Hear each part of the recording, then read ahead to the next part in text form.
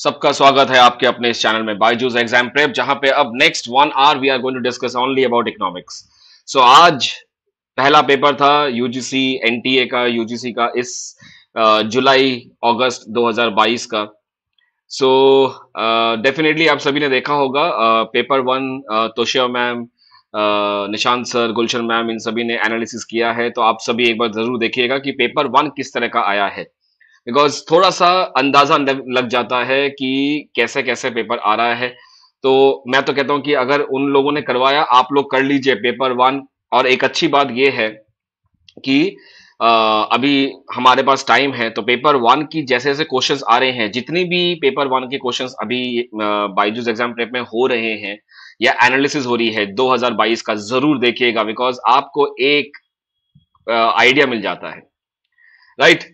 आज तो क्लास थी नहीं साक्षी, आज क्लास नहीं थी। क्लास आप एक बार प्लान एक बार देख लीजिएगा, क्लास आज नहीं है। राइट, आज बायजूस एग्जाम प्रेप पे क्लास नहीं थी आज। Right, analysis was very informative. Okay, good good. एक बार जरूर देख लीजिएगा, बिकॉज इस तरीके से हमें आइडिया मिल जाएगा कि क्या क्या चीजें पूछ रहे हैं। और कहीं ना कहीं एक मेरा ये मानना है कि एक अटेम्प्ट में, राइट, ये जो जुलाई और अगस्त का जो अटेम्प्ट है 2022 का, तो पेपर वन की क्वालिटी कहीं ना कहीं एक एप्ट रहती है। राइट, क्योंकि जो पेपर वन अभी आज के पेपर में पूछा गया, वही वैसे ही कुछ क्वेश्चंस जो हैं मिलते जुलते क्वेश्चंस आएंगे। तो थोड़ा सा पेपर वन को अगर आप कैप्चर कर सके, लास्ट टाइम याद है इकोनॉमिक्स वालों के साथ पेपर वन बहुत डिफिकल्ट था। तो पेपर वन की डिफिकल्टी आप इस तरीके से एनालिसिस के थ्रू कर सकते हैं। जो जो आता है बढ़िया, जो नहीं आता है उसको देख लीजिएगा, अभी भी टाइम है पेपर वन के लिए। चलिए आज ये शुरुआत करते हैं। और आपने बॉटम बार में देख लिया कि क्या लिखा हुआ है? हाँ, सभी ने देख लिया होगा। यस, आप सभी के सभी कह रहे थे कि सर एक बार आप बताइए अभी पेपर कैसे अटेम्प्ट करना है, कैसे यूनिट वाइज सेक्शन को अप्रोच करें, कैसे पेपर करें। तो मेरे पास कुछ ऐसी चीजें हैं जो कि मेरे जितने भी एक्सपीरियंस है वहां से मैं निचोड़ लाके आपको दूंगा। अब इसका मतलब क्या है कि सर ऐसा क्या बता दोगे इस पे कि जो अभी तक हमें नहीं पता? मैंने 4 बार पेपर दिया, मैंने 3 बार पेपर दिया, मैंने 2 बार दिया, मैंने तो प्रीवियस ईयर पेपर देखा। ऐसा क्या है जो आप मुझे बताओगे? कैसा लगेगा? जैसे लास्ट टाइम मैंने बताया था सभी को कि पेपर टू पहले शुरुआत करो। तो पेपर टू जिन्होंने भी शुरुआत किया पहले, उनका मान के चलिए 15 से 20 नंबर उनका अच्छा रहेगा। जितने भी जेआरएफ निकले हैं, जितने भी जेआरएफ निकले हैं, जितने जितने लोग मेरे कांटेक्ट में हैं, जो लोग मुझे फॉलो करते हैं या मेरे स्टूडेंट्स हैं बाकी जो मुझे यूट्यूब पे फॉलो नहीं करते, उन सभी से मैंने बात किया। हर किसी का एक ही डायलॉग था कि सर हमने पेपर टू पहले क्रैक किया था, पेपर टू पहले हमने किया था। इस बार लास्ट टाइम जो नवंबर 2021 में पेपर हुआ था, उसका थोड़ा पैटर्न चेंज था। पैटर्न मतलब ऐसा नहीं कि कुछ अलग सा बाहर से आ गया, लेकिन जो डिजाइनिंग थी, क्वेश्चन पेपर की जो डिजाइनिंग थी, जो नेविगेशन था, नेविगेशन आई होप सभी के सभी समझते हैं कि पेपर में नेविगेशन कैसा था, हिंदी इंग्लिश का नेविगेशन कैसा था, ये बहुत अलग था, ये पहले कभी नहीं हुआ। और आज भी कहीं ना कहीं वैसा ही एक नेविगेशन देखने को मिला। तो ये चीज से आपको एडिशनल फायदा होने वाला है। तो डू ज्वाइन मी, रजिस्टर जरूर कीजिएगा। 12 जुलाई यानी कि मंगलवार को 8 बजे मैं आप सभी से मिलने वाला हूं। ठीक है, ज्यादा लंबा सेशन नहीं होगा बिकॉज अभी एग्जाम टाइप है। तो ये वाली चीज जो है मैक्स टू मैक्स आधे घंटे के लिए मैं आपके साथ जुड़ूंगा। मंगलवार ऐप पे होगा ये। Do register now.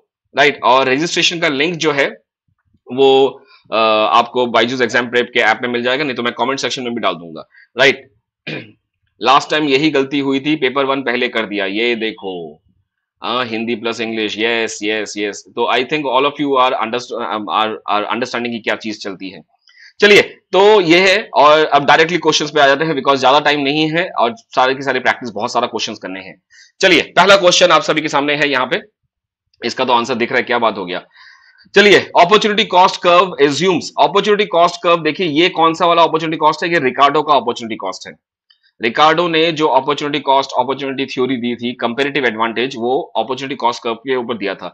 अब रिकार्डो की जो थ्योरी है, चाहे वो थ्योरी ऑफ डिस्ट्रीब्यूशन हो, चाहे वो थ्योरी ऑफ इकोनॉमिक डेवलपमेंट हो, चाहे वो ट्रेड थ्योरी हो, कंपेरेटिव एडवांटेज, ये एक चीज पे निर्भर करती है, वो है labour theory, labour value theory. यही चीज एडम स्मिथ की थी। इन्होंने कहा था iron law of wages. Iron law of wages का मतलब है कि भाई किसी भी हालत में वेजेस जो है वो हिल नहीं सकता, वेजेस चेंज नहीं हो सकता। तो वेजेस जो है वो हमेशा हमेशा हमेशा सबसिस्टेंस अमाउंट ऑफ लेबर होगा, यानी कि लेबर को जिंदा रहने के लिए जितना पैसा चाहिए, 2 वक्त की रोटी काफी है। अगर ज्यादा पैसे दे देंगे तो प्रॉस्पेरिटी होगी, मैरिज होगी, पॉपुलेशन बढ़ेगी, ज्यादा लेबर बढ़ेगा, वेजेस कम हो जाएंगे। और ज्यादा अगर कम वेजेस देंगे, इससे कम वेजेस देंगे, सब्सिस्टेंस लेवल से कम वेज देंगे, तो लेबर मर जाएंगे, मैल नरिशमेंट होगा और लेबर कम हो जाएंगे, पॉपुलेशन कम हो जाएगी। तो आयरन लॉ ऑफ वेजेस का मतलब है ये लोहे या पत्थर की लकीर, जैसे हम कहते हैं ना कि पत्थर की लकीर है कि चेंज नहीं हो सकता, तो similarly iron law of wages means the wages can not change. So opportunity cost of theory is basically, it says that the labor or the price or the cost of the commodity can be inferred from its labor content. अब यहां पे अगर आप देखें, ये international trade का question है। रिकार्डो के हिसाब से ट्रेड इसलिए होता है बिकॉज लेबर स्पेशलाइज कर चुका है वहां पे, राइट। हालांकि ये आंसर भी गलत नहीं है। Labour is the only factor of production, ये भी एजम्पशन है। लेबर इज द होमोजीनियस, ये भी एजम्पशन है। लेकिन अपॉर्चुनिटी कॉस्ट जब बनता है डिमिनिशिंग की वजह से, वो है प्राइस और द कॉस्ट, राइट। तो इसीलिए ये क्वेश्चन बहुत अच्छा क्वेश्चन था, तगड़ा क्वेश्चन लगा। और ये एक बात याद रखिएगा, 2011 के पेपर में से भी 2 क्वेश्चन, मैं दोबारा बता रहा हूं, जिन लोगों ने सुना नहीं या जो नेटवर्क इश्यू हो रहा है दोबारा सुन लीजिएगा। 2011 के इस पेपर में से 2 क्वेश्चन हैं जो नवंबर 2021 में पेपर में आए हैं। आई रिपीट, मैं लिख देता हूं इस चीज को। 2 क्वेश्चंस हैं जो एग्जैक्टली सेम होके दिसंबर 2011 के पेपर से सीधा उठ के आए नवंबर 2021 के पेपर में, कॉमन क्वेश्चन है। तो आप ये समझ लीजिए कि ये जो एक अभियान चल रहा है अभी 10 साल के प्रीवियस ईयर पेपर करने का, ये क्यों है? इसलिए है ताकि आपको ज्यादा से ज्यादा कॉमन एरिया मिल जाए। एनीवे, इसका आंसर राइट है बी, राइट। बाकी जो एजम्पशंस थे वो भी रिकार्डो ने बोला था। तो ये आप देख सकते हैं एक बार, Ricardo's theory of comparative cost is based on the labour theory of value. और ये मैंने बार बार बोला है कि डायमंड वाटर पैराडॉक्स, डायमंड को निकालने के लिए कोयले की खान में जाना पड़ेगा, नीचे जाना पड़ेगा, लेबर की लाइफ के लिए रिस्क है, लेबर आसानी से मिलता नहीं है, इसलिए डायमंड की वैल्यू ज्यादा है, डायमंड का प्राइस ज्यादा है बिकॉज लेबर की वैल्यू ज्यादा है। उसी तरीके से पानी को निकालने के लिए कोई ज्यादा मेहनत नहीं करनी, लेबर आसानी से मिल जाएगा, लेबर सस्ता मिलेगा, पानी सस्ता मिलता है, right. Labour is the only factor of production and the labour is homogeneous. तो देखिए, जैसे मैंने आपको बताया, ये दोनों है, लेकिन अपॉर्चुनिटी कॉस्ट कर्व में प्राइस की वजह से, that is the cost curve, cost जो है प्राइस से एसोसिएट होता है, इसलिए answer is B. Moving to next question, hedging. ये तो बहुत सिंपल सा क्वेश्चन है, हेजिंग, आर्बिट्रेज, स्पेकुलेशन। तो हेजिंग हम क्यों करते हैं? हेजिंग नॉर्मली किया जाता है ताकि covering for the foreign exchange rate, कि जब आज मैंने एक ऑर्डर दिया, राइट, आज मैंने एक ऑर्डर दिया, आज मान लीजिए एक सेड एक्सचेंज रेट है, लेकिन कल अगर वो डिप्रिशिएट हो जाता है या एप्रिशिएट हो जाता है तो मुझे नुकसान भी हो सकता है, फायदा भी हो सकता है। लेकिन फायदा अगर होता है तो अच्छी बात है, लेकिन नुकसान अगर होता है तो मैं सहन नहीं कर पाऊंगा, इसलिए covering of the foreign exchange risk is very important. Hedging is done through that. अच्छा, एक बात और, हेजिंग जो है वो इंपोर्टर भी करता है, एक्सपोर्टर भी करता है, दोनों ही कर सकते हैं, राइट। नॉर्मली इंपोर्टर ही करता है, लेकिन एक्सपोर्टर भी कर सकता है, डिपेंड करता है, राइट कि कंट्री कौन सी है, किस में डॉलर पेमेंट होगी या किस में पेमेंट होगी, वो भी डिपेंड करती है।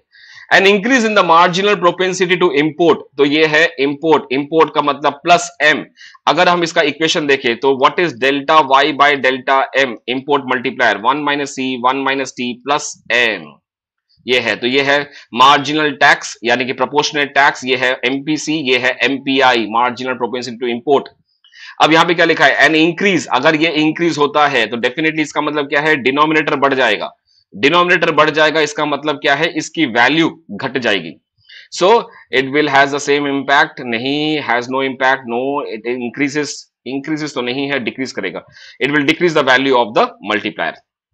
आई hope simple, right? Okay, move to the next part.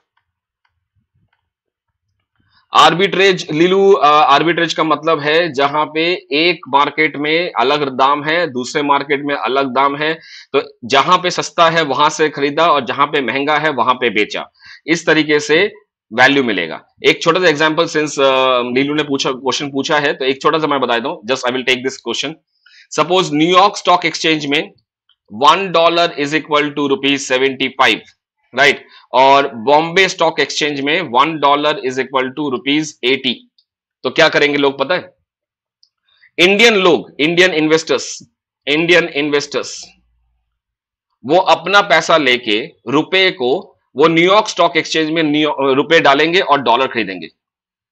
ठीक है, तो क्या बोला, इंडियन इन्वेस्टर्स इंडियन रुपीज 75 दे के $1 ले लेंगे और यहां पे वो $1 को 80 रुपए में बेचेंगे, तो उनको इंडियन रुपी जब मिलेगा तो फायदा मिलेगा। ये तब तक चलता रहेगा जब तक, यानी कि उन्होंने कहां खरीदा, they will buy dollar from New York stock exchange and they will sell dollar in Bombay stock exchange. इससे क्या होगा, ₹5 का फायदा हर एक डॉलर पे। तो ये तब तक चलता रहेगा जब दोनों की जगह पे इक्वेट नहीं हो जाएगा, या तो यहां पे 75 हो जाए तब तक आर्बिट्रेज चलता रहेगा, या तो यहां पे 80 हो जाए तब तक चलता रहेगा, right. Anyway, getting back to this, the price elasticity of demand is equal to 1। So ये देखिए, price elasticity of demand is equal to 1 -1 actually. So 1 ये कहां पे होगा, it is basically rectangular hyperbola, that is unit elasticity, right, unit elasticity. और इसका फायदा याद है एक सभी को, all of you must be knowing, कि जब एक बार जल्दी से रिवाइज कर लेते हैं इसको, ये है रेक्टेंगुलर हाइपरबोला डिमांड कर्व, मांग वक्र, और ये जो है ये है स्ट्रेट लाइन डिमांड कर्व, यानी कि मांग रेखा। अब यहां पे क्या है, इसकी इलास्टिसिटी अलग होगी, डिफरेंट होगी, हर पॉइंट पे, हर एक पॉइंट पे अलग अलग होगी, और स्लोप सेम रहेगा, स्लोप इज सेम। लेकिन इसका क्या रहेगा, इसका इलास्टिसिटी सेम एक ही रहेगा, E P is equal to 1, and slope इसका डिफरेंट रहेगा। ये क्वेश्चन बहुत बार बहुत जगह पे पूछा गया है, राइट। सो एनीवे, इसका आंसर रेक्टेंगुलर हाइपरबोला है, ये याद रखिएगा। और रेक्टेंगुलर हाइपरबोला पे 2 क्वेश्चन भी आए हैं जो स्टूडेंट का फेवरेट है, हमेशा प्रीवियस ईयर में आया भी है, कि Q is equal to 20p, ऐसा एक क्वेश्चन है। रेक्टेंगुलर हाइपरबोला में जब भी या तो PQ एक साथ हो is equal to constant term, या फिर Q is equal to 20/P, या P is equal to 20/Q, ये देखते ही समझ लेना कि भाई ये तो रेक्टेंगुलर हाइपरबोला है। अगर PQ एक साथ आते हैं तो ये रेक्टेंगुलर हाइपरबोले का जनरल फॉर्म है, right. All of you understood this point? Okay, चलिए आगे चलते हैं। जितना हो सकता है, जहां जहां भी, जितना भी मेरे दिमाग में आ रहा है, मैं आपको क्वेश्चंस के साथ और ज्यादा क्वेश्चंस दे रहा हूं। एक क्वेश्चन नहीं कर रहे, उसके साथ बहुत सारे क्वेश्चन कर रहे हैं। अच्छा, third moment around the mean, right. अब सिंपल थर्ड पढ़ के फायदा नहीं है, पहले से पढ़ते हैं। तो पहला वाला क्या बताता है, देखो, फर्स्ट मोमेंट हमेशा it is equal to 1, second moment it is always equal to variance, यानी कि स्क्वायर, स्टैंडर्ड डेविएशन का mean square, right, standard deviation का स्क्वायर। थर्ड मोमेंट बताएगा स्क्यूनेस, और फोर्थ मोमेंट बताएगा कर्टिसिस, राइट। सो यहां पे क्या बोला है, कर्टिसिस क्या नापता है, पीकेडनेस, और स्क्यूनेस क्या मापता है, सिमेट्री। तो अब क्वेश्चन आ जाते हैं, the third moment around the mean is useful for symmetry. देखो, थर्ड मोमेंट स्क्यूनेस, और ये देखो, ये है फॉर्मूला पूरा, आप चाहे तो देख सकते हैं यहां पे। जीरो ऑर्डर मोमेंट, अच्छा ये वाला मैंने मीन कर लिया ना, हाँ, फर्स्ट ऑर्डर इसमें जीरो रहेगा, जीरो ऑर्डर जो है that will B 1, second order is variance, right, and this is standard deviation का square. Third moment is basically for what do you say, skewness, and the fourth moment is basically for कर्टिसिस। यही चीज चाहे around the mean हो, चाहे about around the origin हो, चाहे around the arbitrary point हो, arbitrary point A हो, तो हर जगह पे यही रहेगा, right. So this is the answer D. आप देख सकते हैं second raw and the central moment are mean square deviation और variation, the second and the third and the fourth is used for skewness and the fourth is for kurtosis for peakedness. चलिए next question, forward and backward linkage were propounded by Hirschman, right. Hirschman के हिसाब से forward and backward linkage से balance unbalance growth होगा, that is quite simple, we know about this. आगे चलते हैं, ये सिंपल सा पॉइंट है इसका, राइट। ओके, ये अच्छा क्वेश्चन है, it's a good question. The sample statistic θ1 is more efficient. Efficient का मतलब क्या है कि भाई, एफिशिएंट का मतलब है कि it has the less difference, right, ज्यादा डिफरेंस नहीं है, वेरिएंस नहीं है, एस्टिमेटर और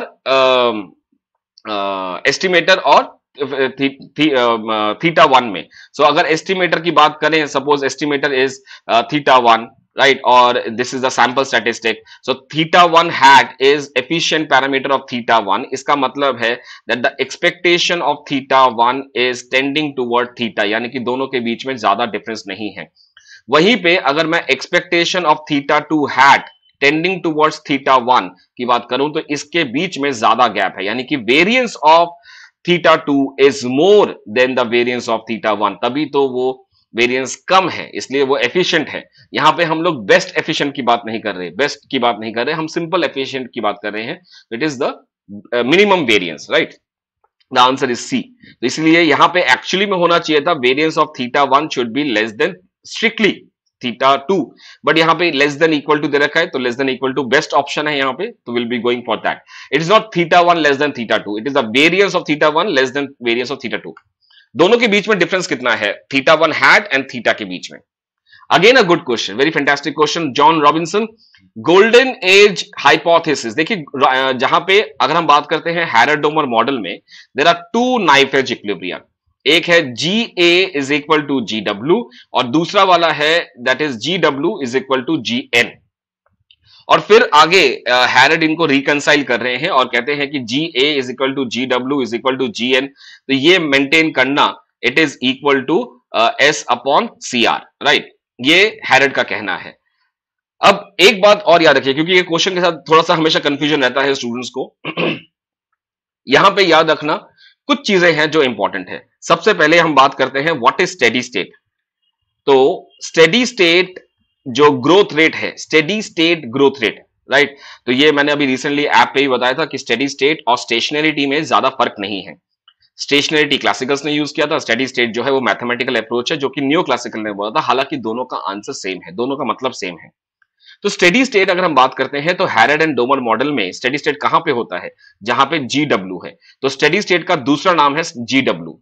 जी डब्ल्यू का मतलब है एस अपॉन सी आर, यानी कि saving upon capital required to maintain that steady state. अब दो नाइफ एज क्यों बोले मैंने यहां पे? क्योंकि actual growth has to be equal to G W. And दूसरा पॉइंट क्या है? Natural, that is a full employment labour resources के साथ, that has to be also equal to the G W. तो at the final equilibria, long run, full employment, knife edge equilibria, steady state equilibria, यहां पे ये आएगा, वो आएगा, ये तीनों इक्वल होंगे. और तीनों इक्वल किसके बराबर होंगे? S upon C R. S upon C R किसकी वैल्यू है? ये है जी डब्ल्यू की, राइट? तो एनीवे ये तो हैरोडोमर की बात होगी. अब रॉबिन्सन ने यहां से क्या किया? She has taken it as only the second one, that is the G W is equal to G N. तो रॉबिन्सन के मॉडल में अगर आप देखें तो कंडीशन क्या है? Delta K is upon K is equal to delta N upon N. ये कंडीशन है. That is a growth rate of capital is equal to growth rate of labour. और growth rate of labour as per Harrod Domar model it is G N, that is a general natural growth या expected growth. और ये क्या है? This is about the G W. G W warranted. तो golden age में that is John Robinson ने इसको बोला है. अदरवाइज इन दोनों के बीच में अगर ग्रेटर देन इनइक्वालिटी साइन आता है तो वो बास्टर्ड गोल्डन एज हो सकता है, प्लेटिनम एज हो सकता है, लिंपिंग एज हो सकता है, बहुत सारे एजेस हैं उसमें. तो ये आंसर इसका होना चाहिए, that is a warranted growth rate is equal to natural growth rate, right? ये दोनों में फर्क क्या है? Okay, this is equal, right? Equal to होगा, इट इज नॉट द, मैं बार बार लिख रहा हूं यहां पे इक्वल टू और ग्रोथ उस पर डाल दिया. It is a D answer. Yes, it has to be equal. दोनों के बीच में अगर इनइक्वालिटी हुआ तो मुश्किल हो जाएगा. Which of the following can be evaluated with the help of Lorenz curve? I think no comments are there, right? Okay, moving ahead. Which of the following can be evaluated with the help of Lorentz curve? Lorentz curve हम क्यों करते हैं? Basically to see कि भाई कितना inequality है या कितना इक्वल डिस्ट्रीब्यूशन है, परफेक्ट लाइन. तो ये सभी को पता है, ये है लाइन ऑफ इक्वालिटी. लेकिन लाइन ऑफ परफेक्ट इनइक्वालिटी कौन सी है? क्या बोला मैंने बोला लाइन ऑफ परफेक्ट इक्वालिटी. तो ये सभी जानते हैं, लेकिन भाई where is the line of perfect inequality? So here is the line. जिसको मैं अलग लाइन से कलर से कर देता हूं, देख लीजिए. This is the line of perfect inequality, जो हरे कलर से किया है. तो A B C, this is the line of perfect inequality, inequality. और ये वाला लाइन जो है ये है perfect equality. Anyway, the allocative and technical efficiency of market, the comparative, ये बिल्कुल नहीं है, बिल्कुल नहीं है. Equity in the income distribution, यही आंसर है. तो best answer is C, right? Very good. X and Y, together. Following distribution has the equal mean and variance. Again, a very important, very common question. It is the Poisson distribution, जिसमें mean and variance are equal, right? So let's recall this. एक बार अगर याद है आपको, so इसका condition क्या था? What was the formula for the Poisson distribution? So Poisson distribution में अगर हम mean की बात करें, so mean is equal to mu is equal to expectation of x is equal to lambda, right? Poisson distribution में अगर हम इसको देखें, right? तो lambda का मतलब क्या है? It is the average number of occurrence in an interval. Average number of occurrence in interval, एक इंटरवल के में कितनी बार एवरेज नंबर से अकरेंस होगी एक्स की, राइट? और वेरियंस यहां पे क्या है? अगर हम वेरियंस की बात करें, दैट इज ये, it is v of x, it is also lambda, right? It is also lambda. और स्टैंडर्ड डिवीजन क्या होगा? इसका स्क्वायर हो जाएगा, राइट? इसका स्क्वायर हो जाएगा, तो it will square root of this, so यानी कि इसका स्क्वायर रूट यानी कि रूट लैम्डा, राइट? तो ये है आपका पॉइसन डिस्ट्रीब्यूशन। इसका सबसे अच्छा याद रखिएगा कि मीन एंड वेरियंस यहां पे, just give me a second, ये रहा। So this is a probability mass function, right? Poisson में mean is this, lambda is the average number of occurrence in the interval, right? And variance and standard deviation, right? Lambda lambda root lambda. चलिए next, 2008 financial crisis, Lehman Brothers, basically because of sub prime. Sub prime का मतलब क्या है? Prime मतलब सभी को पता है, इट इज इंपॉर्टेंट, राइट? और सब का मतलब है दैट इज सब इंपॉर्टेंट। व्हाट इज सब इंपॉर्टेंट? मतलब कि मार्केट लेंडिंग अगर हम वर्दनेस देख के किया जाए या क्रेडिट वर्दीनेस देख के किया जाए तो वो अच्छी बात है कि भाई, सबसे पहले एक्चुअली दो छोटा सा बता देता हूं कि क्या हुआ था। पहले बैंक्स जो थे, लोग बैंक के पास एप्लीकेशन देने आते थे, लोन की एप्लीकेशन देते थे, और लोगों को, दिस इज लोग, right? Not log, it is लोग। तो लोग, चाहे तो एक बिंदी लगा दीजिए ऊपर, हाँ, तो लोग जो थे वो बैंक्स के पास जाते थे लोन एप्लीकेशन देके। बैंक क्या करता था? उन एप्लीकेशन को स्क्रूटनी करके उनकी वर्थ देखता था, इनकम अर्निंग स्टेटस क्या है वो देख के उनको लोन देता था।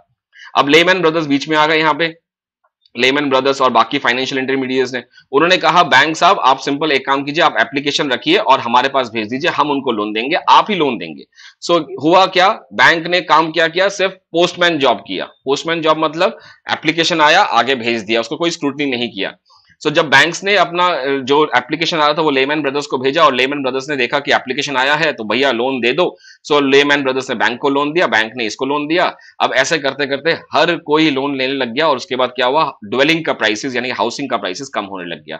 The difference between the housing and the interest, जो इंटरेस्ट पेमेंट था, उसी से लेमैन ब्रदर्स सब जगह पे इक्विटी फंड चलाता था।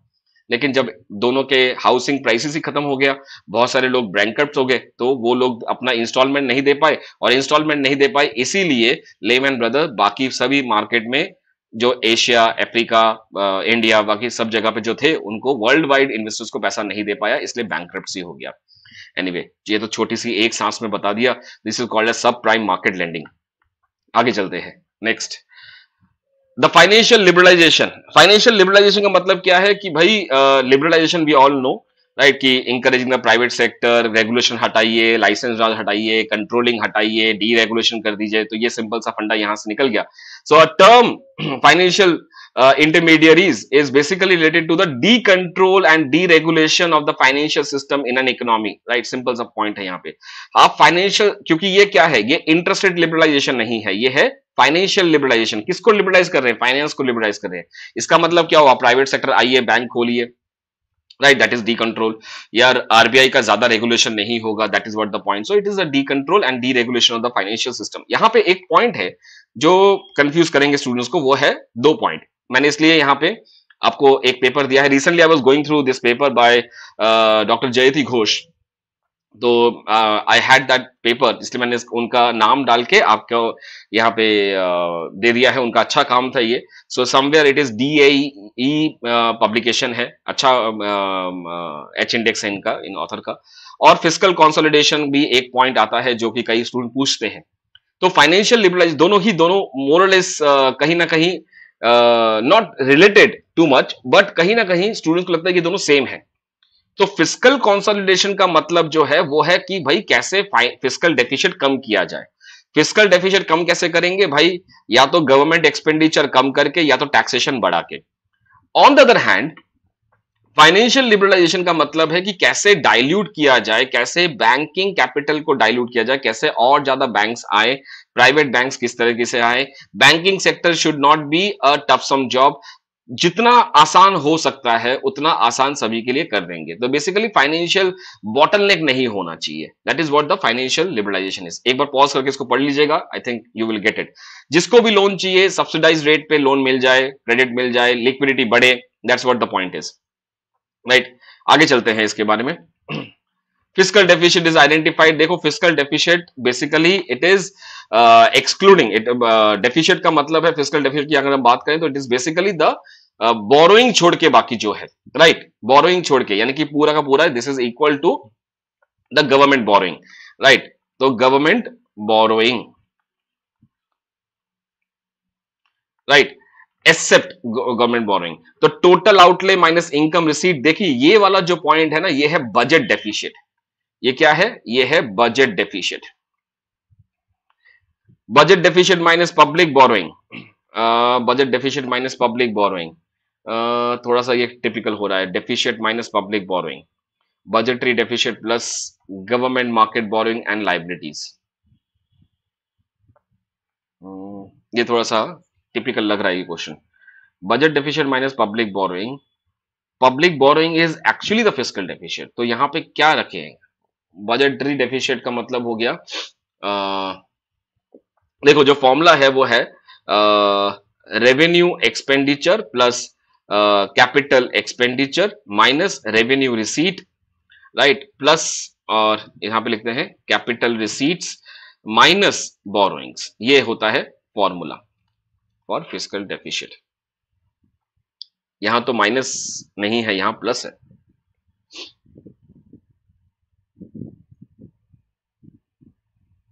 कुछ गड़बड़ लग रही है इस क्वेश्चन में।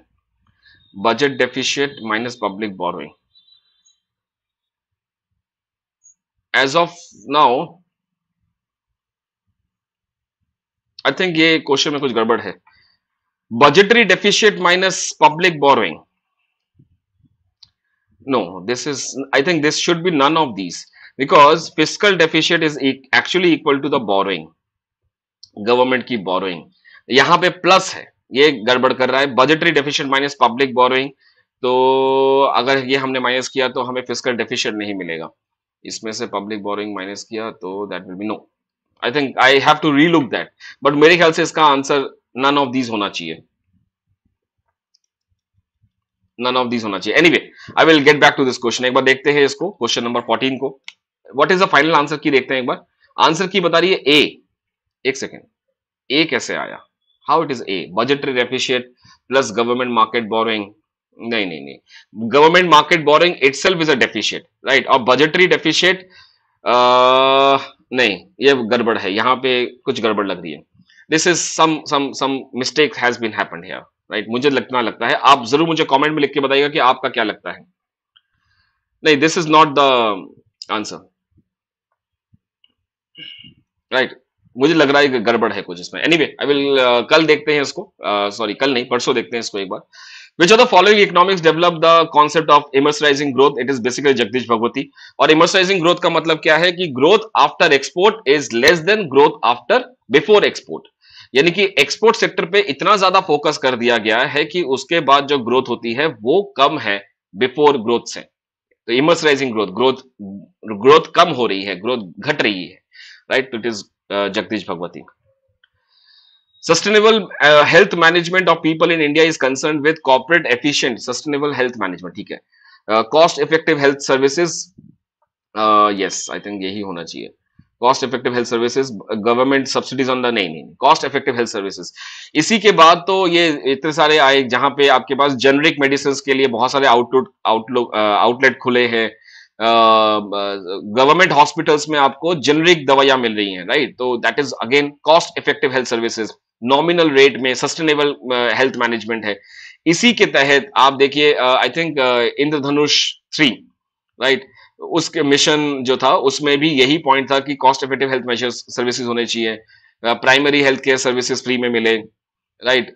कुसुम योजना, सुमन योजना, मातृत्व योजना, फिर अराउंड लाइक 29 क्रिटिकल डिजीज के लिए नॉमिनल चार्जेस में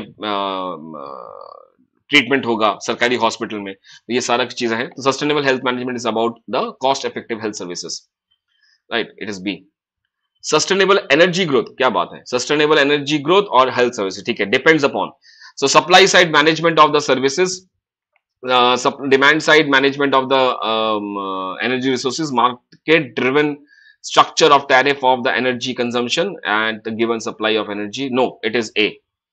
देखिए, it is simple. सप्लाई, जब भी हम सस्टेनेबल कॉन्सेप्ट में जाते हैं तो हमारा सप्लाई साइड मैनेजमेंट होता है। अब यहां पे भी अगर आप देखें तो it is about the supply side only, health services को किस तरीके से कॉस्ट इफेक्टिव मैनर में सप्लाई किया जाए, राइट। उसी तरीके से यहां पे भी जब हम जाते हैं, it is supply side management of the energy resources, किस तरीके से मैनेजमेंट ऑफ रिसोर्सेज किया जाए, डिमांड साइड नहीं होगा। Sustainable management energy growth is basically looking out for alternative resources, renewable की जगह नॉन रिन्यूएबल की जगह रिन्यूएबल यूज किया जाए, ऑल्टरनेटिव सोर्सेज क्या हो सकते हैं वगैरह वगैरह। It's supply, not market driven, तो अलग हो जाएगा, वहां पे सरकार का ज्यादा रोल नहीं रहेगा, right. It is A. Which of the following is an ideal index number, बहुत सिंपल सा क्वेश्चन है, बहुत बार रिपीट हो चुका है, it is Fisher, Fisher is the ideal index. Laffer curve, again tax rate and tax revenue, right, again quite simple, nothing to be worried about, बहुत simple सा पार्ट है ये, okay. According to Milton Friedman, quantity theory of money deals with quantity theory of money, a restatement जो था, right, Friedman का 1956 में जो आया था, it is basically the demand for money। ये पढ़ाते समय मैंने बार बार बोला था कि रीस्टेटमेंट जब भी बोला है, क्वांटिटी थ्योरी ऑफ मनी जो फ्रीडमैन ने दिया था वो एक्चुअली डिमांड फॉर मनी है। इसी तरीके से केन्शियन थ्योरी ऑफ लिक्विडिटी प्रेफरेंस, ये इंटरेस्ट रेट की थ्योरी है, राइट, ये मनी डिमांड की थ्योरी नहीं है। लिक्विडिटी प्रेफरेंस, तो it is about the interest rate determination, वहां पे again it is demand for money, और वो वाला भी लिक्विडिटी में भी बहुत सारे बच्चे फंसते हैं। केन्स का डिमांड फॉर मनी जो है वो कॉन्सेप्ट अलग है, वो कैम्ब्रिज इक्वेशन में आता है, जहां पे रॉबर्टसन, पीगू, मार्शल, केन्स ने वहां पे मनी डिमांड दिया था, और जो लिक्विडिटी प्रेफरेंस है वो एक्चुअली इसकी थ्योरी ऑफ इंटरेस्ट रेट है। चलिए नेक्स्ट क्वेश्चन चलते हैं। Devaluation can correct imbalance in the balance of payment, definitely yes. Devaluation देखिए क्या होता है, $1 इज इक्वल टू ₹50 है, तो उसका डिवैल्यूएशन हो गया $1 इज इक्वल टू ₹70। अब इसकी वजह से क्या होगा कि रुपी की वैल्यू घट गई है, value of dollar has increase, जिसकी वजह से हम यहां पे क्या बोलेंगे कि E has increased, right. E increase का मतलब एप्रिसिएशन नहीं है, E इंक्रीज का मतलब डिवैल्यूएशन होता है या डेप्रिसिएशन होता है। जिनको नहीं पता इसके बारे में, आप एक बार सोचिए, ये हमने कर्व डाला और यहां पे supply for dollar and demand for dollar, ये है पार्ट, तो ये है E, राइट, ये है E, that is $1 is equal to ₹50। अब 50 की जगह 70 जब होगा तो ये ऊपर ही जाएगा, नीचे नहीं जाएगा यहाँ पे, ठीक है। तो ये थोड़ा सा कंफ्यूजिंग होता है। सो डिवैल्यूएशन का मतलब हम सोचते नीचे की तरफ है, तो जो भी है, यस, इसकी वजह से एक्सपोर्ट सस्ते हो जाएंगे, एक्सपोर्ट की डिमांड बढ़ेगी, सो एक्सपोर्ट चीप, एक्सपोर्ट की डिमांड बढ़ेगी, और इंपोर्ट महंगे हो जाएंगे तो इंपोर्ट की डिमांड कम हो जाएगी, because of which the balance of payment will be, जो डेफिशिएट है वो करेक्ट हो जाएगा। डिवैल्यूएशन रेजेस, देखो ये नीचे वाला पॉइंट वही है, devaluation raises the price of the imported good and reduce the foreign price of the export of the devaluating country. It raises the price of the imported goods, it raises the price of the imported goods, yes definitely, वही part मैंने आपको बताया, इसीलिए this is correct, so this is correct, this is correct, इसकी वजह से ये होता है, तो it is A and R are true and R is a correct explanation of A, right, simple part है ये। क्वेश्चन इस बार भी आया था। Vent for surplus, vent for surplus का मतलब क्या है, बहुत छोटे में, इसके बारे में मैंने नेक्स्ट स्लाइड में इंक्लूड किया हुआ है। एडम स्मिथ की ये थ्योरी थी वेंट फॉर सरप्लस, इसका हिसाब से ये था, वेंट का मतलब खिड़की, राइट, जो ये देखो इसमें इंग्लिश में भी लिखा हुआ, हिंदी में भी लिखा हुआ वेंट, वेंट का मतलब है खिड़की, सरप्लस का मतलब है सरप्लस, प्रॉफिट या ज्यादा प्रोडक्शन किसी चीज में होना। तो एडम स्मिथ कहते हैं कि वेंट फॉर सरप्लस बहुत अच्छी चीज है, कि जो एलडीसीज है, यार कि विकासशील या विकसित देश है, अविकसित देश है, यानी कि लेसर डेवलप कंट्री, वो अगर ट्रेड करें तो उनको एक ऐसी खिड़की मिलती है जहां पे वो अपने देश में जो ज्यादा बनी हुई चीज है उसको एक्सपोर्ट कर सके। बिकॉज अविकसित देश में या लेसर डेवलप कंट्री में एक लिमिट होता है मार्केट का, लेकिन जब आप इस मार्केट से खिड़की से बाहर निकलते हैं, बाहर की दुनिया में जाते हैं, तो बाहर रेस्ट ऑफ द वर्ल्ड है, पूरी की पूरी दुनिया है बाहर। तो आपको नहीं पता कि आपका सामान कहां कहां कितने कितने में बिक सकता है, तो ये इससे ज्यादा आपको फायदा मिलेगा। तो इन्होंने यही कहा था, वेंट फॉर सरप्लस। कई लोगों ने कहा था कि ये बेकार है, इनफेंट आर्ग्यूमेंट है वगैरह वगैरह, लेकिन एडम स्मिथ के हिसाब से ये है कि भाई अगर आप अपने देश में वेंट फॉर सरप्लस का थ्योरी लगाते हैं तो एलडीसीज के लिए बहुत बढ़िया अपॉर्चुनिटी है, बिकॉज आपके लिए मार्केट ज्यादा मिल जाएगा। अब अवेलेबिलिटी थ्योरी जो है ये है क्रेविस की थ्योरी। क्रेविस जो है इन्होंने हेक्सचर रोलिंग थ्योरी का एक्सटेंशन किया था। अब इन्होंने कहा देखो भाई आपके देश में जो है वो बेचो, जो नहीं है वो इंपोर्ट कर लो। ये सिंपल सा फंडा था as per Heckscher Ohlin theory. Heckscher Ohlin theory का भी वही फंडा था, जो आपके देश में सबसे ज्यादा है उससे आप सामान बनाइए, उसमें आपका कॉस्ट इफेक्टिव होगा, कम से कम प्राइस पे आप बेच सकते हैं, and you get the comparative advantage. Nobody in the international market can beat you at that price point. तो अवेलेबिलिटी थ्योरी वहां पे ज्यादा लगती है जहां पे नेचुरली रिसोर्सेज ज्यादा है, राइट। जाहिर सी बात है जिस कंट्री में नेचुरल रिसोर्सेज ज्यादा होंगे, रिच नेचुरल रिसोर्सेज हैं, एंडोमेंट ज्यादा है, तो वही ज्यादा से ज्यादा प्रोडक्शन कर पाएंगे। तो availability theory is applicable on the rich natural resources, ये भी ठीक है। लेकिन क्रेविस के इसके कहने से क्या एडम स्मिथ का वेंट फॉर सरप्लस काम करता है? नहीं। क्रेविस बहुत बाद में आए। एडम स्मिथ एक 100 साल पहले 60 साल पहले उनकी डेथ हो चुकी थी। अराउंड 1890 में इनकी डेथ हुई थी एडम स्मिथ की, नहीं 100 साल पहले लगा लीजिए, 1790 में इनकी डेथ हुई थी, और क्रेविस की थ्योरी 1953 में आई थी। तो बहुत डिफरेंस है दोनों के बीच में, right. So I will say कि नहीं, this is correct, this is correct, but this is not a correct explanation, so I will go for B. Let me see what should be the answer. मेरा आज system दोबारा hang कर रहा है आज। It is B. जिनको पढ़ना है वेंट फॉर सरप्लस, वो एक बार जरा पॉज कर लीजिएगा इसको, ये आप पढ़ सकते हैं यहाँ पे। वेंट फॉर सरप्लस की थ्योरी मैंने थोड़ा जितना कंसाइज कर सकता हूँ, ये एक्चुअली स्टूडेंट्स मुझसे पूछते रहते हैं क्वेश्चन, तो उनको जब मैं आंसर देता हूं तो वो आंसर आप लोगों के लिए भी लेके आया हूं, right. It is inspirational for the from the mercantilist economist. Zero sum game, positive sum game था उनके हिसाब से ट्रेड, ये उनका पॉइंट है एडम स्मिथ का। और ये है एबिलिटी थ्योरी 1956, राइट। क्रेविस की थ्योरी है, you can see that it is an extension of Heckscher Ohlin theory. एक बार थोड़ा सा well endowed and with the natural resources like iron और बॉक्साइट, ऑयल, ये लोग ज्यादा प्रोडक्शन कर सकते हैं, आउट ऑफ होम कंट्री कर सकते हैं, एक्सपोर्ट कर सकते हैं, जिनमें पास नहीं है वो इनसे रॉ मटेरियल इंपोर्ट कर सकता है वगैरह वगैरह। तो ये है, जस्ट एक बार पॉज करके इसको पढ़ लीजिएगा क्वेश्चन पॉइंट्स को। Geometric mean is a mathematical average. Yes, जैसे मैथमेटिकल एवरेज कैसे? अगर ज्योमेट्रिक मीन निकालता हूं तो it is like this, right. A into B into C ऐसा जाएगा, तो यहां पे जाएगा ये। सो एवरेज तो I don't know, it is like a into B.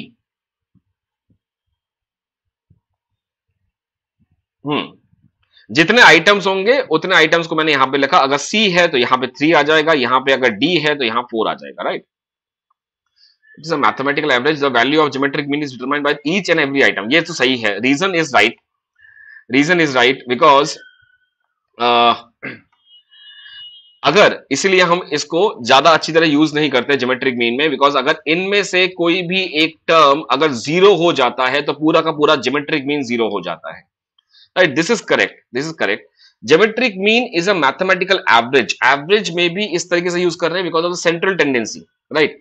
Average is the mean, जो मीन वैल्यू है दैट इज अर्थमेटिक मीन, वो भी एवरेज है, ज्योमेट्रिक मीन वो भी एवरेज है, हार्मोनिक मीन वो भी एवरेज है, राइट। रूट मीन स्क्वायर वो भी एवरेज है।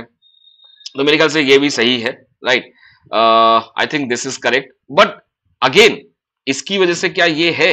नहीं, क्योंकि ज्योमेट्रिक मीन जो है वो हर एक आइटम पे डिपेंड करती है, इसलिए ज्योमेट्रिक मीन एक मैथमेटिकल एवरेज है। नहीं नहीं नहीं, ये गलत हो जाएगा, ये बी है, right. So I hope that आप लोगों को समझ में आ रहा है कि कैसे इसको मैं डिराइव कर रहा हूं, right. Okay, so this is B. Next, inadequate forest coverage covers lead to the ecological imbalances. हाँ डेफिनेटली यस, अगर फॉरेस्ट कटेंगे, डिफॉरेस्टेशन होगा तो इकोलॉजिकल बैलेंस नहीं रहेगा, ecological balance will decrease population growth. Yes definitely yes. अगर ecological balance नहीं रहेगा तो बाढ़ आएगी, सॉइल इरोजन होगा, पॉपुलेशन ग्रोथ रेट कम हो जाएगा, नेचुरल क्लैमिटी होगा। तो I think this is correct, इसमें भी अगेन कोई दिक्कत नहीं है। तो R, A and R both are correct. R is a correct explanation of A. This is correct, not B. Right. So reason है inadequate forest coverage. इसलिए finance commission ने फॉरेस्ट कवरेज का लिए अलग सा वेटेज दिया है।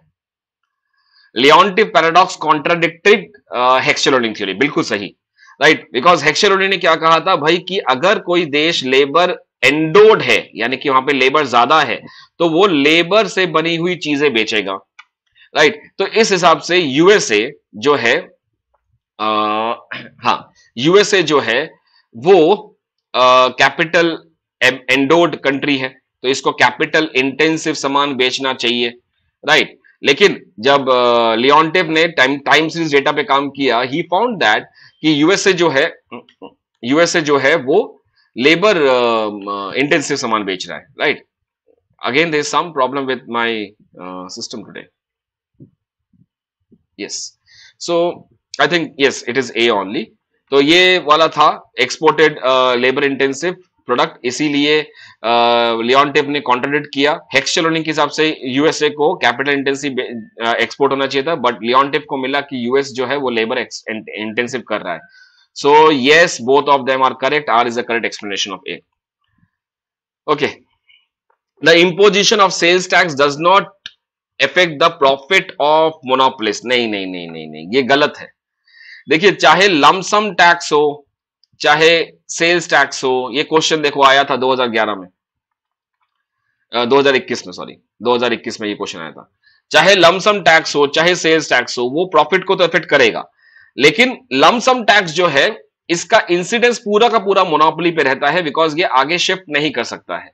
बिकॉज लमसम टैक्स से ना उसका प्राइस बढ़ेगा, ना उसको पूरा का पूरा उसको बर्डन को बियर करना पड़ता है मोनोपोलिस्ट को। सेल्स टैक्स जो है, जैसे ही सेल्स टैक्स लगाया गया, या पर यूनिट टैक्स लगाया गया, या एड वैलोरम टैक्स लगाया गया, या इसकी वजह से क्या होगा, प्राइसेस बढ़ जाएंगी, और प्राइसेस के बढ़ने से वो बर्डन को शिफ्ट कर देगा किसकी तरफ, वो फॉरवर्ड शिफ्ट कर देगा, बायर की तरफ कर देगा। सो कहानी क्या है, lump sum and sales tax, so profit को दोनों ही अफेक्ट करेंगे, प्रॉफिट दोनों में ही नीचे जाएगा, राइट। इसमें प्राइस नहीं चेंज होगा, इसमें प्राइस चेंज होगा, प्राइस बढ़ेगा। इसलिए बर्डन जो है, इसका बर्डन जो है पूरा का पूरा मोनोपोली पे रहेगा, इस पे रहेगा सेलर पे, सॉरी इसका रहेगा बायर पे, सेल्स टैक्स का बायर पे रहेगा। यही पॉइंट है इसका। So the imposition of sales tax does not affect the profit of the monopolist, नहीं करता है, क्योंकि वो आगे शिफ्ट करेगा इसको, right. The monopolist shift the burden of the sales tax, right? Shift नहीं कर सकता लमसम टैक्स को, यस दैट्स व्हाट, राइट। एक पॉइंट यहां पे थोड़ा सा मुझे जो समझ में आ रहा है, देखिए, अगर आप इसको ओवर सरफेस देखें, एक ऊपर लेवल से देखें, राइट, एक बार को ये स्टूडेंट के दिमाग में आ सकता है, और आ सकता है तो इसलिए मेरे पास टाइम है, मैं बता देता हूं। इसमें आपको ये लगेगा कि सर जब मोनोपोलिस्ट टैक्स को शिफ्ट करता है बायर की तरफ, टैक्स को शिफ्ट करता है बायर की तरफ, तो फिर यहां पे बर्डन सेल्स पे, मोनोपोलिस्ट पे कैसे आएगा, उसका प्रॉफिट कैसे कम हो सकता है, ये एक पॉइंट आ सकता है, राइट। किसी को लग रहा है ये पॉइंट आ सकता है दिमाग में? मैं दोबारा क्वेश्चन को रिपीट करता हूं। आपको ये लग रहा होगा कि सर ये सही है कि मोनोपोलिस्ट जो है सेल्स टैक्स का बर्डन जो है कंज्यूमर पे फेंक देगा, बिल्कुल ठीक है। इंसिडेंस शिफ्ट होगा, फॉरवर्ड शिफ्टिंग होगा, बिल्कुल ठीक। तो इसका मतलब क्या यह है कि मोनोपोलिस्ट पूरा का पूरा बर्डन शिफ्ट करता है? नहीं। क्यों? बिकॉज मोनोपोलिस्ट में सप्लाई कैसी है। अब आते हैं देश जी सेब जी में। अब देखो यहां पे डिमांड इलास्टिक, राइट, और seller will bear the greater pain. और यहां पे मोनोपोलिस्ट में डिमांड कैसा होता है, डिमांड इनइलास्टिक होता है, राइट। तो इसलिए कुछ बर्डन शिफ्ट करेगा, वो उसको बर्डन तो होगा लेकिन पूरा नहीं होगा, वो कुछ ना कुछ तो अफेक्ट करेगा। इसलिए the sales tax does affect the profit of the monopolist. इससे लमसम भी अफेक्ट करता है प्रॉफिट को, लेकिन बर्डन पूरा का पूरा मोनोपोलिस्ट पे रहता है। That is what the point is. Anyway, so finally what should I say कि A is incorrect and R is false, right? A is इसमें कौन सा है, ट्रू कौन सा वाला है? Yes it is A is false, A is false and R is true, ये वाला होगा D option. Yes it is D. Next, skewness measures the lack of symmetry, बिल्कुल सही है, राइट। सिमेट्री राइटवर्ड स्क्यूड है, लेफ्टवर्ड स्क्यूड है। Kurtosis measures correlation, नहीं, kurtosis measures peakness, peakness, leptokurtic, right. IJKL LMP, lepto meso प्लेटो, IJKLNMNP, उस तरह से मैंने बताया है, लेप्टो मेसो और प्लेटो। सो ये पीकनेस बताएगा। So again A is true, R is false, A is true, R is false, तो ये होना चाहिए C. Next, right, okay. More reliance should be placed on progressive income tax, definitely yes. अगर particularly अगर आप LDC के हिसाब से बात कर रहे हो तो डेफिनेटली यस, ज्यादा से ज्यादा प्रोग्रेसिव पे लगाना चाहिए, because they are based on the ability to pay, right. अब एबिलिटी टू पे का मतलब है it is something is going on.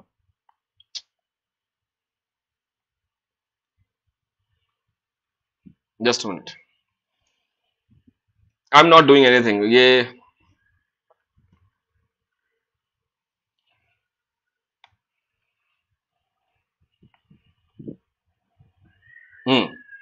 So what I was saying कि प्रोग्रेसिव इनकम टैक्स एलडीसी के लिए फोकस करना चाहिए, because this is basically based on the ability to pay, ability to pay, and ability to pay कहीं ना कहीं equity के साथ है। जो जितना पे कर सकता है वो अपने कैपेबिलिटी के हिसाब से पे करे, right.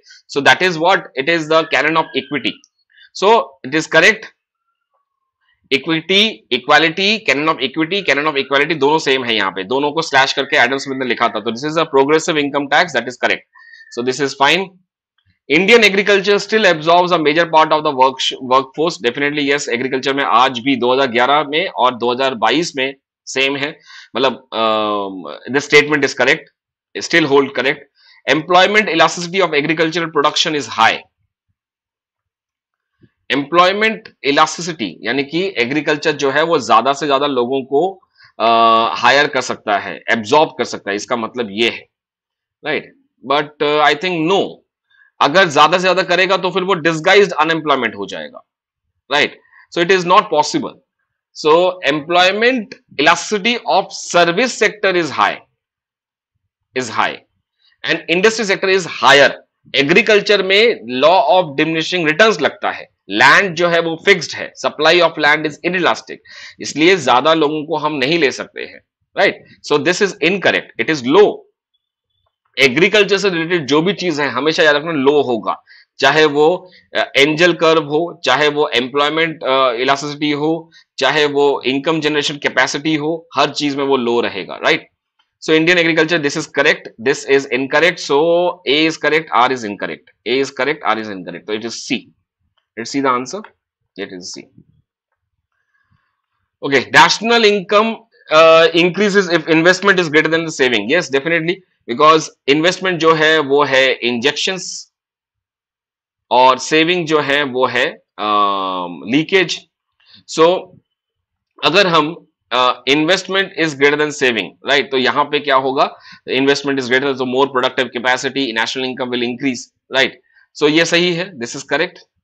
Saving and investment are planned by the same individual, ये गड़बड़ है।